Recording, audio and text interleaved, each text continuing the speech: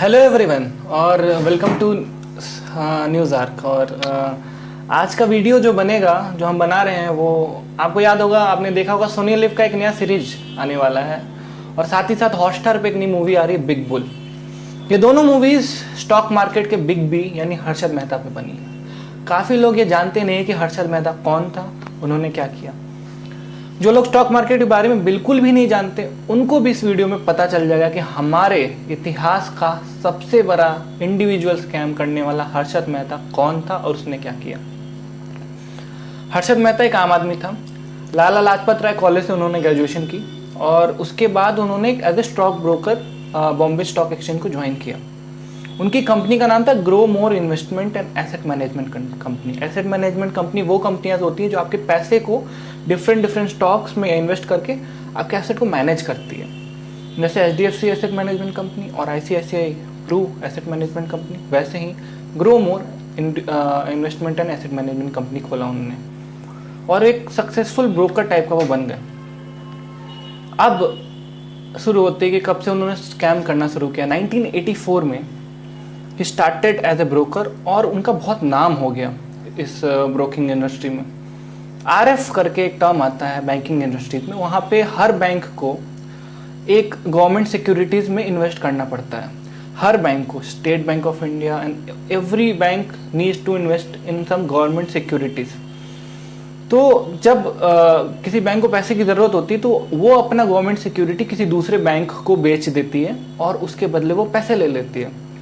ये अमाउंट छोटा मोटा नहीं होता है, 100 करोड़ 200 करोड़ 300 करोड़ तक जाता है। और फॉर एग्जांपल मुझे पैसे की ज़रूरत है तो मैं ज्वेलरी को अपनी गिरवी रखा जौहरी के पास और मैंने उस ज्वेलरी के बदले पैसे ले ली। ठीक उसी तरह अगर किसी बैंक को ज़रूरत होती थी पैसों के लिए तो अपनी गवर्नमेंट सिक्योरिटीज यानी बॉन्ड को गिरवी रखवा कर या दूसरे बैंक को बेच के वो पैसे ले लेता था। आफ्टर वो उसका पैसे का काम हो जाता था देन वो पैसे वापस करके अपने गवर्नमेंट सिक्योरिटीज़ को ले लेता था। अब बैंक आपस में बातें नहीं करते थे, एक ब्रोकर होता था और वो ब्रोकर काम करता था हर्षद मेहता। बिल्कुल सही बात थी, कोई दिक्कत नहीं थी। बट दिक्कत कब हुई, उन्होंने ऐसी टेक्निक अपनाई जिससे उन्होंने 1000 करोड़ का फ्रॉड कर डाला। उसके बारे में आपको समझाता हूँ।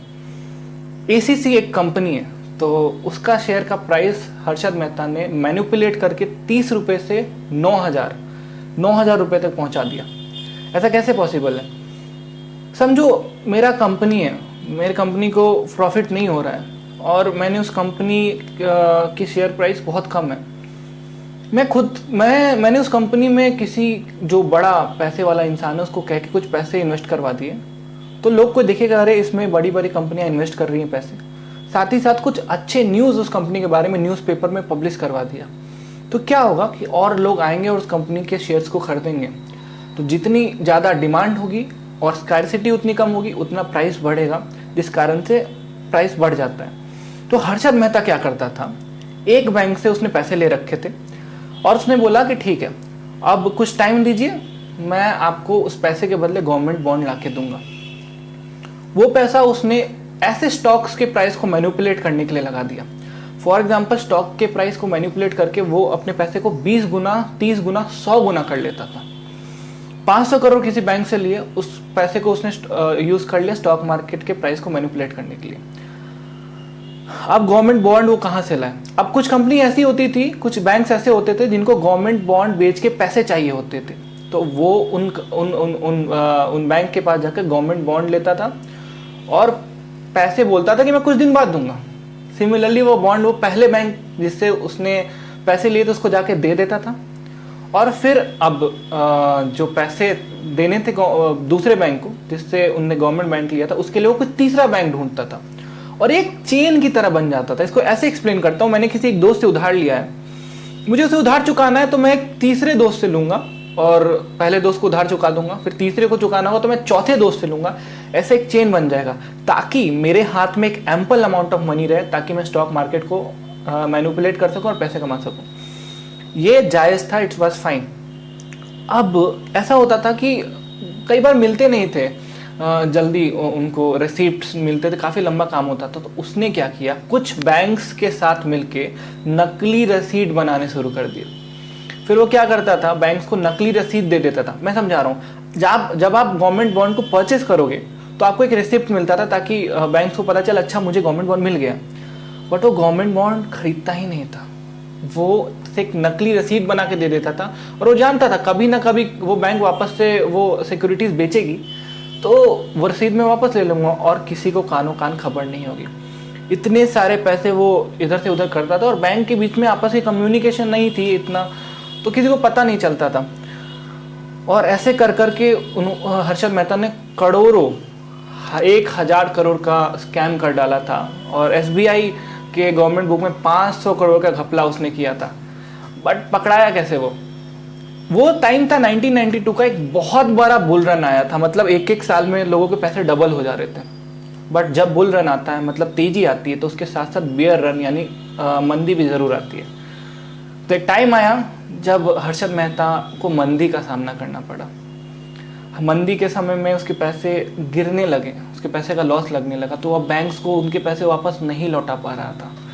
तो सिंस वो बैंक को अपने पैसे नहीं लौटा पा रहा था, लोगों को शक हुआ, और आखिरकार 1992 में 23 अप्रैल को क्या हुआ, टाइम्स ऑफ इंडिया की एक जर्नलिस्ट है, आप अगर ट्रेलर देखेंगे सोनी लिव का, तो टाइम्स ऑफ इंडिया का ही ऑफिस है, उसने ये भांडा फोड़ा।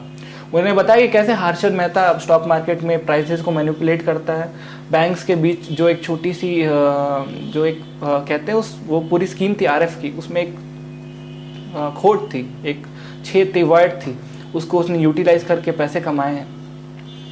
और फिर इन्वेस्टिगेशन हुआ, और बैंक को तो पैसे वापस कर ही नहीं पाए, क्योंकि 1992 के मिड मतलब जून के बाद एक बहुत बड़ा बियर रन आया जिसमें मार्केट क्रैश हुआ, और हर्षद मेहता के जितने पैसे स्टॉक मार्केट में लगे थे वो सारे गिर गए।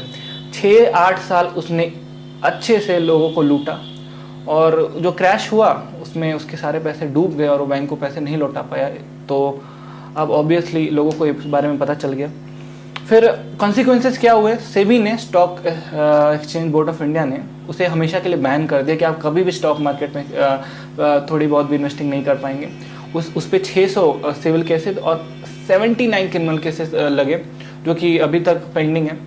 और विजया बैंक के जो चेयरमैन थे उस समय के, उन्होंने फेक रिसिप्ट बना के दी थी। तो जैसे ही ये स्कैम एक्सपोज हुआ, विजया बैंक के जो CEO थे उन्होंने अपने आप को गोली मार ली अपने केबिन के अंदर, उन्होंने सुसाइड कर लिया। ऐसे कई सारे लोग थे जो हर्षद मेहता के साथ मिले थे, और वो अरेस्ट हुए।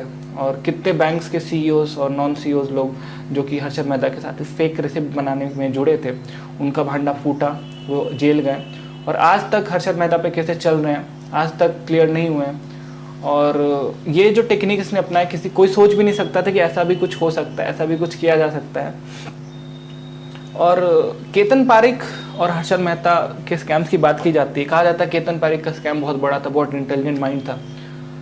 बट स्टॉक मार्केट में अगर स्टॉक के प्राइस को मैनिपुलेट करना है, वो आइडिया उस समय सबको था, लेकिन कैसे पैसे निकालना है वो आइडिया हर्षद मेहता ने लिया।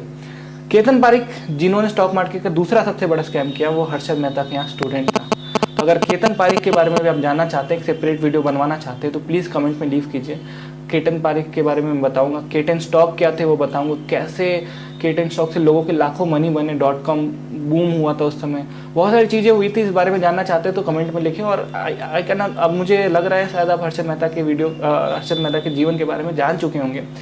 तो उनके ऊपर जो जीवनी पे बनी है वेब सीरीज सोनी लिव पे, उनके जीवनी पे एक मूवी आ रही है हॉटस्टार पे, जाके उसका ट्रेलर देखे, टीजर देखे, रिलीज हो चुका है, और मूवी ज़रूर देखें, बहुत इंफॉर्मेटिव वीडियो है। Thank you. Subscribe to न्यूज़र।